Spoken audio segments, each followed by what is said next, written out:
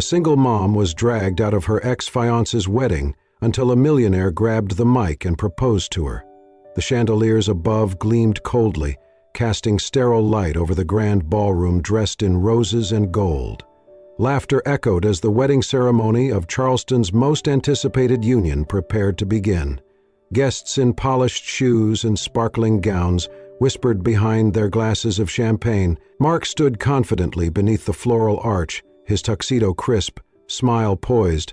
Beside him, the daughter of a prominent political family, his soon-to-be bride, radiating elegance in a pearl-encrusted gown. Then the doors opened. Not a dramatic push, not a storming entrance, just the quiet creak of wood and the sharp cut of silence that followed. Heads turned, and then gasps rippled like a tide.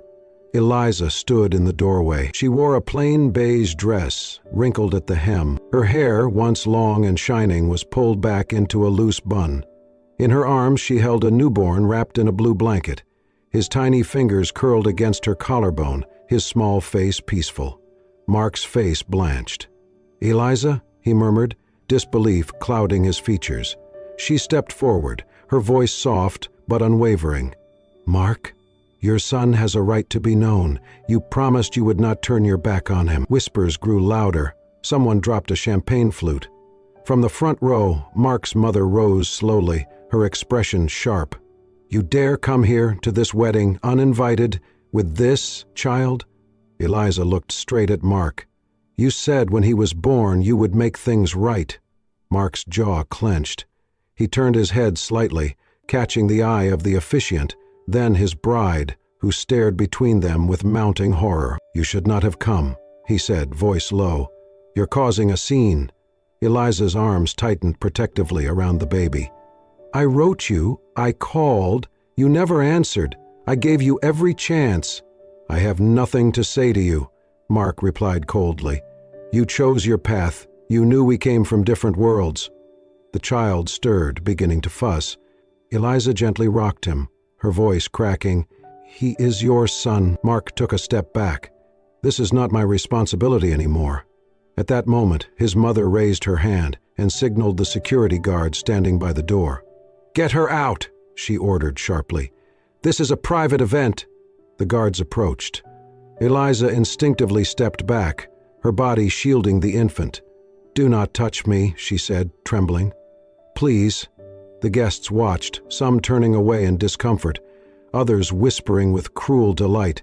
Mark's fiancé stood frozen, her hands gripping her bouquet, watching as the woman who came before her was publicly dismantled. "Mark," Eliza said one last time, eyes shining. "Look at him." But Mark did not. The guards each took one arm, firm but not violent. "Let's go, ma'am," one of them said. The baby began to cry, loud, distressed, and Eliza tried to soothe him, even as she was pulled back. Her voice shook as she whispered, "Shh, Noah, it's okay. I'm here." Tears slipped down her face as the double doors opened again, ready to swallow her and the child whole. Then someone spoke. "Wait." A man in a dark navy suit stood from his seat in the third row.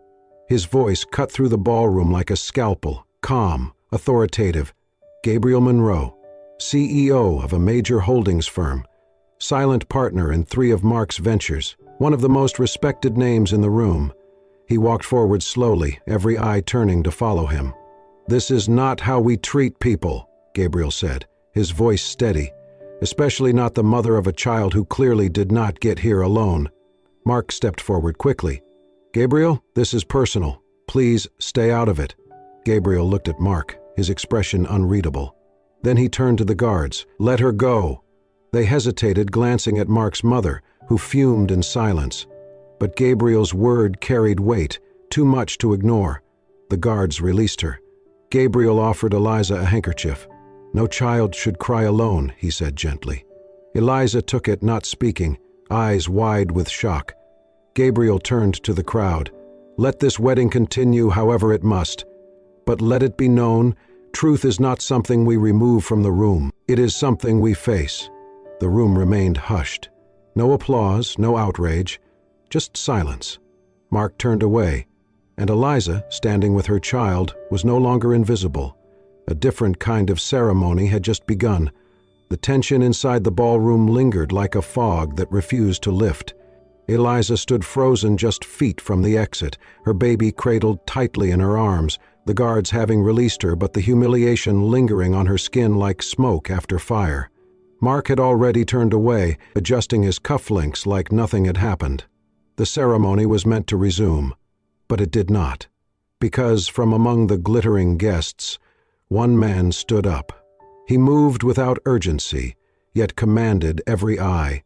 In a tailored charcoal suit and no tie, his presence was understated, until he reached the edge of the aisle and climbed the few steps onto the stage. Murmurs spread like electricity. "That's Gabriel King. Isn't he one of Mark's business partners?" No one interrupts a wedding, especially not him. Gabriel took the microphone from the shocked officiant, who instinctively stepped back, unsure whether to intervene. His face was calm, unreadable, but his eyes, sharp and unwavering, locked onto Eliza. He turned to the crowd. "I know this is not the moment any of you expected," he began, voice steady, every word landing like a stone dropped in still water. "And I know that none of you came here to witness anything other than a perfectly orchestrated ceremony, but sometimes the truth walks in uninvited." Mark moved forward. His face flushed. "Gabriel, this is not your place." Gabriel cut him off, his voice firmer now. "It became my place the moment you let that woman be dragged out of here like a criminal, in front of your future wife, your guests, and your son." A collective gasp went through the room. Eliza's lips parted slightly. She held Noah closer, as if uncertain whether to run or cry. "I do not know her," Gabriel said, gesturing to Eliza. "Not her name, not her story, but I know what I saw. I know the look in her eyes. That was not manipulation, that was heartbreak." Mark laughed bitterly. "This is none of your business." Gabriel faced him fully now, his voice lower but ironclad. "On the contrary, you and I sat across from each other in boardrooms. We shook hands on million-dollar deals. You told me about legacy, about values. And today I saw what those words mean to you." Mark's bride shifted uncomfortably behind him, her fingers tightening on the bouquet. Cameras began to lift, phones tilted silently. This was no longer just a wedding. It was a reckoning. Gabriel looked back at Eliza and then stepped forward slowly. His tone softened, but carried even more weight. A man does not abandon the people he once called family. He does not pretend he never said, "I love you," just because it no longer benefits him. And he certainly does not turn his back on his child because of embarrassment. Eliza's breath caught. Caltro too. Gabriel turned back to the crowd and said clearly, "I do not know her, but I know one thing for sure. Real men do not walk away from their own children." The room fell absolutely still. Mark's mother opened her mouth to speak, but no words came. The officiant stood frozen, still holding the edge of his script. Gabriel stepped down from the stage, slowly walking toward Eliza. He stopped just a few feet in front of her and gently reached out one hand, not to touch her, but simply to offer the gesture of support. "My name is Gabriel King," he said quietly, "and I am sorry for what happened to you here today." Eliza blinked, stunned. Gabriel turned toward the nearest usher. "Bring her a chair, and some water. She stays." A young waiter moved quickly to follow the command. Eliza, too overwhelmed to speak, simply nodded and allowed herself to be seated. Noah had calmed again, his tiny hand resting against her chest. Gabriel looked back toward the altar. "If anyone believes this wedding can go on like nothing happened, you are mistaken." Mark sputtered. "You're jeopardizing everything." Gabriel's voice didn't rise. It did not need to. "You did that yourself." He turned his back to the stage and sat down beside Eliza, without another word. In that moment, he became something more than a businessman or a stranger with a microphone. He became the first person in a long time who stood beside her, not out of pity, but principle. Under the glaring sunlight beyond the elegant Charleston wedding venue, Eliza clutched her infant son to her chest. Gabriel's coat was wrapped around them both, a shield from the stares and the sting of shame. Her breaths came fast, her cheeks flushed, but she stood tall. She had been dragged out like a scandal, but she was still a mother. still responsible for the tiny life in her arms. Gabriel led her to the garden behind the estate, his calm, steady presence a quiet contrast to the chaos inside. They reached a shaded bench beneath an old oak tree. Without a word, he handed her a clean handkerchief. She hesitated, then took it, dabbing her eyes. Noah had stopped crying, comforted by the coat's warmth and Gabrielle's quiet voice. "I do not know what that was," Eliza said hoarsely, "but thank you." Gabrielle leaned forward, elbows on his knees. It was what needed to be done. "Why?" she asked. "Because no child should see his mother treated like that. And because silence in the face of cruelty is complicity." Eliza studied him. Gabriel King, she had heard his name from Mark, had seen him mentioned in business reports. But this version of him, this man sitting beside her, was something entirely different. "You were a guest?" "I was," he said. "My company had a deal with Hale Enterprises. Not anymore." "You ended it?" "I sent the order before we left the room. We're auditing every tie." Her eyes widened. "You could lose millions." He looked at her calmly. "And you nearly lost your dignity. Money can be regained. Character is harder." She was quiet, the weight of months pressing against her chest. "I lost my job," she said suddenly. "Once rumors spread, the school said it would upset donors. I tried retail, but no one wants a single mom with drama. Even the church closed its doors." Gabriel stayed silent, just listening. "I sold my ring for diapers," she whispered. "Ate rice so Noah could have formula." Still, he said nothing. But then he reached into his pocket and placed a small bottle of hand sanitizer beside her. Gently, he adjusted the coat around Noah's feet. "Why are you being kind?" she asked, voice shaking. "Because someone should have been." For a while, they sat in silence, broken only by Noah's soft breaths and the leaves rustling overhead. Gabriel's phone buzzed. He stood and said, "I have things to handle, but I am not leaving you alone." "What do you mean?" "I'm sending a car to take you home. Tomorrow someone from my team will call. It is not charity, it's a beginning." He looked down at Noah. "That boy deserves a future that starts with someone saying yes." Then, looking at her, he added, "And you deserve someone in your corner." Eliza watched him go, not like a wealthy man offering sympathy, but like someone who had chosen a side. For the first time in months, she let herself believe maybe they were not entirely alone anymore. The storm did not wait long. By sunrise the next day, Eliza's name was plastered across tabloids and gossip sites. Headlines screamed in bold, "Unhinged woman crashes Charleston wedding. Claims baby belongs to groom." The photos were everywhere. Eliza's anguished face, mid-shout, her arms wrapped tightly around a crying Noah as security dragged her from the venue. But none of the clips showed her quiet conversation with Mark beforehand. None captured his cold denial. The media made it look like a spectacle, a public breakdown, a woman desperate for attention. Eliza sat on the edge of her borrowed bed in her tiny apartment, scrolling through the onslaught with trembling hands. Her inbox was flooded with messages. Some were filled with hate. "You should be ashamed. Stay away from that poor baby." Others were threats. "We know where you live. Keep your crazy mouth shut." Noah stirred in his bassinet beside her. She turned the phone screen down, wiped her face, and whispered, "I'm so sorry, baby. I just wanted you to have a name." She did not answer her door all day. Not the delivery man, not the neighbors, not even the volunteer from the local center who came to check on her. But someone was watching. Gabriel sat in his car just down the block, his jaw tight as he read the media coverage himself. He had expected backlash, but not this violence, not this twisting of reality. His phone buzzed. It was his executive assistant. "Sir, you're being advised not to respond. Legal says any public comment could be interpreted as taking sides in a personal dispute." "This isn't a personal dispute," Gabriel said sharply. "It's character assassination." "I understand, but—" "Prepare a statement," he said. "No, not a statement. An expose. I want every record we have from the Hale accounts.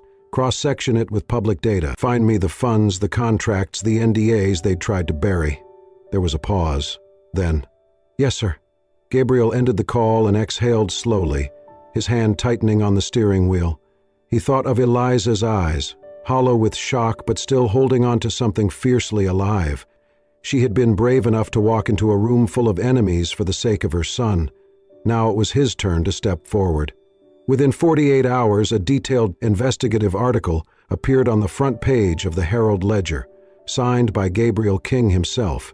It laid out the financial ties between King Industries and Hale Enterprises, how those had come under review after internal discrepancies.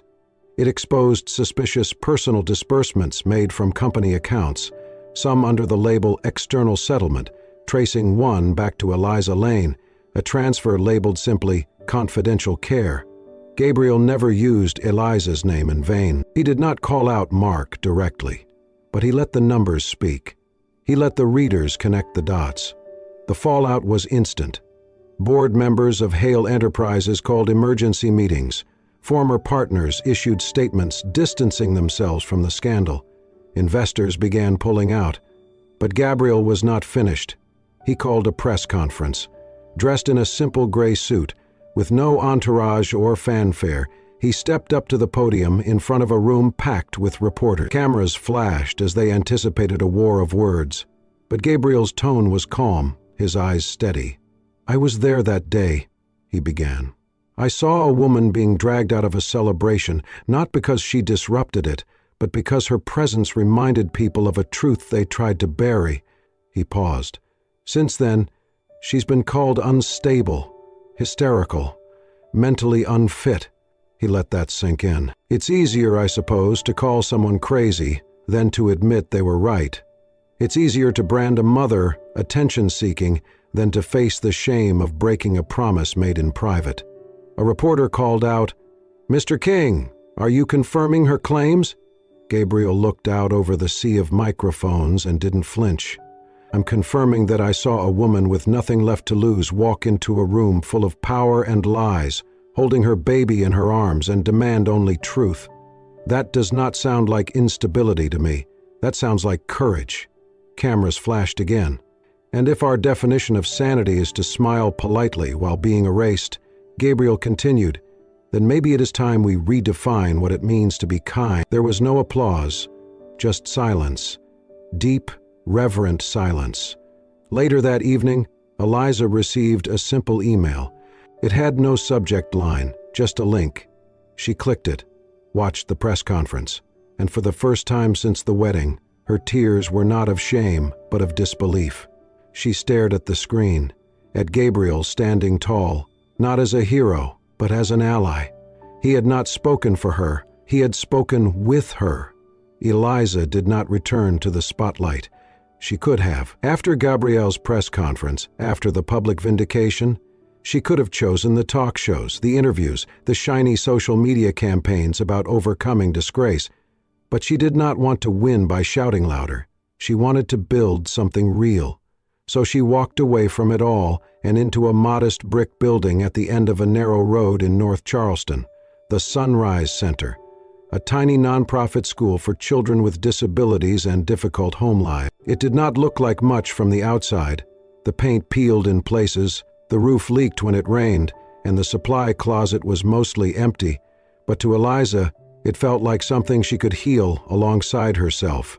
She became a teacher, not by contract, but by heart. Every morning she arrived early, cradling Noah in one arm and a pile of hand-me-down teaching materials in the other. She taught letters by singing, numbers with sidewalk chalk. Hope through the way she smiled, even when sleep-deprived. Her students adored her. The parents, most of them single, struggling, or just invisible to the world, saw in her someone who did not pity them but stood beside them. And all the while, Gabriel watched from the distance. He never stepped foot into the school, never offered her a check in person. But quietly, week by week, things began to change. A new roof appeared. Not flashy, just sturdy. The broken heater in room 4 began working again. Then came fresh books, art supplies, and sensory tools that Eliza had once only dreamed of. She asked the director who was behind it. The woman shrugged. "Some anonymous donor. We just say thank you and keep going." Eliza had a feeling, but she said nothing, until one morning she arrived to find something resting on her desk, a tiny pair of baby walking shoes, pale blue, with little clouds stitched along the soles. Tucked beside them was a folded note. She opened it slowly. For Noah, when he learns to walk, at the place where his mother teaches others how to walk through storms. There was no signature, but she did not need one. She stood there for a long moment, the shoes in her hand, the note pressed to her chest. Her eyes burned.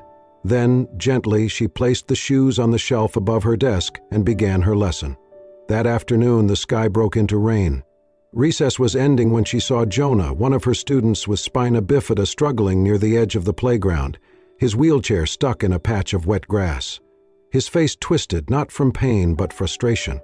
Without hesitation, Eliza ran to him. Her dress soaked, her hair clinging to her face. She dropped to her knees and wrapped her arms around him. "You're not stuck," she said softly. "We're just not done yet." Together, they got the chair moving again, inch by inch. Someone captured a photo. Eliza kneeling in the rain, holding the boy in one arm, steadying the wheels with the other. Her smile wasn't for the camera, it was for him. The next day, she received a message request in her inbox. It was from a journalist, the same one who had written the first hit piece on her after the wedding incident. The message was short. "I owe you an apology. I believed what they told me. I forgot to ask what you wanted to say. I am sorry." Eliza read it once, then again. She did not reply immediately, not with anger, not with bitterness. Instead, she uploaded the photo taken the day before, no caption at first. Then she added, "I do not need your apology. I just need you not to hurt the ones who cannot speak for themselves." She sent it, then turned off her phone. That night, as she put Noah to sleep, she whispered a truth to the quiet room. "We are okay," she said, "and we are not alone." She did not know where Gabriel was, or if he would ever say more, but what he had done was louder than words. He had watched her rebuild her life and simply added a few bricks to the foundation, without permission, without spotlight, just presence. And that, to Eliza, was the kind of strength she could trust. Gabriel King had always been known for his calm precision, never dramatic, never impulsive. So when he called for an emergency meeting with the board of his investment firm and publicly declared the termination of all current and future partnerships with Hale Enterprises, it sent waves through every corner of the business world. But that was only the beginning. In the days that followed, Gabriel made quiet moves behind the scenes. He purchased a controlling stake in Bright Minds Collective, a small chain of nonprofit education centers, once mocked by Mark Hale as a waste of investor oxygen. These centers served underserved children, many with disabilities, many like the students Eliza taught each day. Gabriel did not change the name. He expanded the mission, and he announced a new collaborative framework. Bright Minds would now partner with local grassroots organizations across the Southeast, including the Sunrise Center, Eliza's school. It was not charity, it was vision. He poured in resources, hired veteran educators, and ensured that each child had access to therapy, meals, and mentorship. And for every meeting, every launch, every article published, Gabriel refused to make himself the headline. He insisted the camera turn to the teachers, the parents, the students. But some things could not stay in the shadows. Mark Hale had made enemies over the years, not just personal, but fiscal. And when Gabriel's internal audit team began combing through the books, they uncovered a pattern of misappropriated funds, backdoor dealings, and ghost partnerships that painted a damning picture. It culminated in a private shareholders' meeting turned very public, when Gabriel walked into the room with a full report in hand and addressed the board of Hale Enterprises. He did not raise his voice. He did not gloat.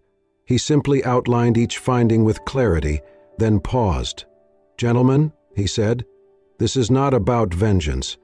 It is about responsibility, about what kind of world we are building with our capital." Mark stood at the far end of the table, face pale, jaw locked. For the first time, he had no words. A vote was held. The majority moved to remove Mark from his executive post and suspend his board privileges indefinitely, pending further investigation. Outside the building, reporters were waiting. They circled Gabriel, flashing lights in his face, shouting questions. "Is this a personal move? Are you defending the woman from the wedding scandal?" Gabriel paused, scanning the faces before him, then leaned into the microphone. "I did not do this for Eliza," he said. "I did it because business must be better than this, because power is not a shield for abuse. It is a tool to build with." Another reporter stepped forward. "But do you deny this decision was influenced by her story?" Gabriel looked out at the crowd. Then he said clearly, "No one needs a podium to prove their worth. I have seen a woman spend her days in a leaky schoolroom with children who do not speak, who cannot always move, and bring them laughter. I have seen her rebuild her life without demanding anyone watch." He drew a slow breath. "That is not scandal. That is strength." The next morning, every headline read some version of the same thing. "King breaks with Hale, invests in future of education." But none of them printed the words Gabriel kept in his private notebook that night. She never asked to be rescued. She just needed space to rise. Back in Charleston, Eliza did not speak of the boardroom drama. She only noticed that her classroom now had working Wi-Fi, a new set of books on emotional learning, and an anonymous envelope with vouchers for every student to receive free eye exams and glasses if needed. She smiled at the envelope, then returned to her lesson. Some revolutions do not come with banners. Some begin with the soft clatter of a pencil in a child's hand, learning to write their own name for the first time. And in the margins of that quiet victory, Gabriel stood, not in front of her, not above her, but beside her, always just close enough to catch her if she ever needed it, but far enough to let her fly on her own. Gabriel never called too often. He did not send flowers or grand texts. He showed up quietly, through action, not attention. Eliza did not chase him either. Her days were full, teaching, wiping tears, tying shoes, adjusting the grip of a crayon in the tiny hand of a child who could not yet speak. But somewhere in the rhythm of those days, she felt his presence, as if the sun streaming through the cracked window pane had learned his stillness. There were no late-night declarations, no predictable courtship, just space, and in that space, something true took root. It had been weeks since the last press storm. The world had moved on to newer stories. Yet Gabriel had not. He had simply stepped further into the background of her life, never pushing, only observing, always preparing. Then came a Tuesday morning like any other. Eliza arrived early to unlock the classroom. Rain had fallen the night before, and the scent of damp earth clung to the playground. As she passed the hallway leading to the school's modest art room, something caught her eye. Something framed, something new. She stepped closer. On the wall, in warm oils and soft brushstrokes, was a painting. It showed her sitting cross-legged beside a boy, Noel, one of her students with autism, guiding his trembling hand as he filled in the wings of a butterfly with blue. The moment had been real, months ago, but forgotten in the blur of daily work. Somehow it had been captured, lit from behind by golden sunlight streaming through the old window. Below the canvas, engraved in gold on the wooden frame, was a line, "They call me a savior, but I am just someone learning how to live, taught by a woman who never leaves the ones the world forgets." There was no signature, only a folded note taped to the corner. Eliza opened it with trembling fingers. The handwriting was steady, familiar. It read, "If you will have me, not as a hero, not as a name, but as your teammate, then from this day forward let us build something for those who once believed they were undeserving of a second chance. No flowers, no ring, just truth." She stared at the note, then back at the painting, her vision blurring. For years she had been fighting to prove her worth, as a mother, as a woman, as someone whose story had once been twisted into a scandal. But this was not pity. This was not rescue. This was someone saying, "You do not need to prove anything anymore." Her knees gave slightly beneath her, and she sat down right there on the hallway floor, clutching the note to her chest, tears streaming silently down her cheek. For the first time in her life, Eliza cried not because she was broken, but because someone saw her whole and stayed. 1 year later, the grand estate where Eliza had once been dragged out in shame no longer echoed with crystal chandeliers or hollow toasts. The ballroom had been transformed, no longer a shrine to appearances, but a home for purpose. Where once rose petals littered the aisle of a wedding that betrayed her, now colorful floor mats welcomed small feet, wheelchairs, and walkers. The banner read, "Noah's Light, Integrated Learning and Family Center." It was a place for children with disabilities, learning challenges, and families who could not afford specialized care. Named not after a donor or a founder, but after a child who was born into silence and turned that silence into light. Eliza stood near the front of the playground, flanked by teachers in blue polos, small hands tugging gently at her coat. She knelt to tie the shoe of a boy with cerebral palsy. His fingers curled into her sleeve for balance. Around her, murals painted by local artists showed children with all abilities, running, laughing, dreaming. Gabriel stood nearby in a gray blazer, speaking softly with the donor, but his eyes were only on her. As the ribbon-cutting ceremony began, local officials and families gathered in folding chairs beneath white canopies. The media came too, but this time, not to distort a scandal, but to cover a story of rebirth. Eliza stepped up to the microphone, her hands calm, her voice sure. "Exactly 1 year ago," she began, "I stood on these same grounds as someone no one wanted to hear. I was told I did not belong, that I had ruined something sacred." A pause. Her eyes swept across the crowd, at children bouncing on the adaptive trampoline, at Noah playing with a sensory board beside the stage. "But today," she continued, "we open the doors to those who have too often been told they are too much or not enough, children who were left behind, mothers who were silenced, families who were told they did not deserve a seat at the table." Her voice trembled for a heartbeat, then steadied. "This place is not a second chance. It is a first chance for everyone who was never given one." Applause rang through the courtyard. Then, before the echoes could fade, Gabriel stepped forward.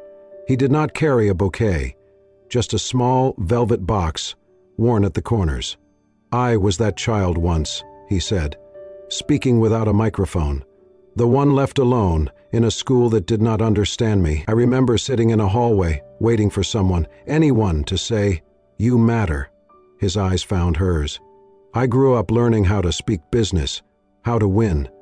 But I never learned how to feel seen until I met a woman who could teach a child to find joy in a crayon, who could make a boy laugh through the rain." Gasps rose as he opened the box and revealed a simple silver ring, delicately set with a stone the color of moonlight. "Eliza," he said, voice soft, "you once stood alone in the storm, and still you stayed kind. Still you gave." He knelt, not just in proposal but as a vow. "I am not offering to rescue you. I am asking to walk beside you. For Noah, for the children still learning how to speak, for the girl I met who already knew what it meant to fight." Tears rolled silently down Eliza's cheeks as she took Noah's tiny hand, placing it in Gabriel's palm. Then she nodded, unable to find words. Yes. Yes to more than love. To building something, lasting. Something loud enough to drown out a past that once tried to define her. The crowd erupted in applause, not for a spectacle, but for a truth too rare in the world of polished speeches and hidden deals. Later that evening, as the sun dipped low behind the treetops, the playground filled with music and laughter. Gabriel sat on a bench, Noah curled beside him, giggling as Eliza spun gently with a group of children under strings of glowing lights. She looked back at them, her family, not because she had been saved, but because they had chosen each other. As twilight wrapped the center in gold, the three of them walked hand in hand across the grass, past the swing set where, a year ago, her dignity had been stripped away. But tonight, her name was on the wall, her purpose echoed in every child's laughter. And beneath a sky no longer watching in judgment, Eliza whispered to Noah, "You will never be told again that you do not belong." They walked on, three silhouettes under string lights, feet soft in the grass, carrying a story not of what was lost, but what had finally been found. If this story touched your heart, the courage of a single mother, the quiet strength of a man who chose justice over convenience, and the power of love that lifts us from shame to dignity, then you are in the right place. At Soul-Stirring Stories, we believe in tales that heal, that honor resilience, and remind us all of the light we can be for one another. If you felt something today, if a tear formed or a smile crept in, do not let this be the last moment we share. Subscribe to Soul-Stirring Stories and join a growing family of souls who still believe in love, kindness, and second chances. Because every heart deserves to be heard, and every story like Eliza's deserves to be remembered.